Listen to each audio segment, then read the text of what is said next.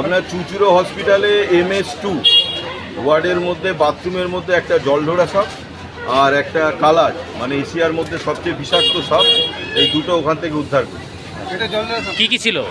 একটা কালাজ ছিল common plate, আর একটা ছিল জলঢোড়া চেকার স্কিল ব্যাগ, এই দুটো সাপ। এটা কি লুকিয়ে ছিল ভেতরেই? হ্যাঁ, ভিতরে বাথরুম করতে গেছিলেন, তারা দেখতে পান এবং দেখতে পেয়ে নোটিশ করে সিস্টারদের, এবং সিস্টাররা ওয়ার্ড মাস্টারকে নোটিশ করেন, তিনি আমাকে ফোন করেন, আমি আসি, সাপ দুটোকে উদ্ধার করি এবং তাদের যে যথাযোগ্য বাসস্থান সেখানে আবার ছেড়ে দেয়। কালাসটা কতখানি লম্বা? কালাসটা 3.5 ফুট হবে, আর জলডোরাটা? জলঢোড়াটা ওই রকমই আছে, কাছাকাছি প্রায়। এই কালাসটা ছিল মানুষকে কামড়ালো তো বিপদও হয়ে যেতে পারতো। কালাজ থেকে বিপদ তো হতেই পারতো, কারণ এশিয়ার মধ্যে সবচেয়ে বিষাক্ত সাপ এবং কামড়ালে কোনোভাবে বোঝা যায় না। মানে যে সমস্ত ভেনোমাস স্নেক কামড়ালে যে সমস্ত, এটা যদিও কমপ্লিটলি নিউরোটক্সিক ভেনাম, কামড়ালে যে সমস্ত সিমটমগুলো অন্যান্য নিউরোটক্সিক রিলেটেড সাপে কামড়ায় সেগুলোর লক্ষণ এগুলো দেখাই যায় না। এগুলোর বাইট মার্ক মানে কাটা দাগও পর্যন্ত বোঝা যায় না।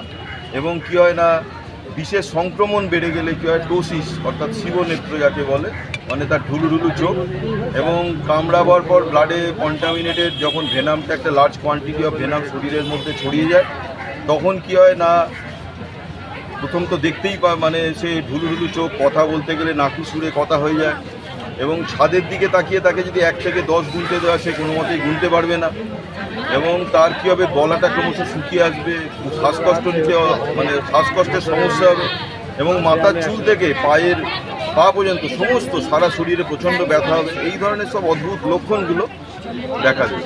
এটা কি ছেড়ে দেবেন? এটা তার স্বাভাবিক যে বাসস্থান, সেখানে আবার ছেড়ে দেবে।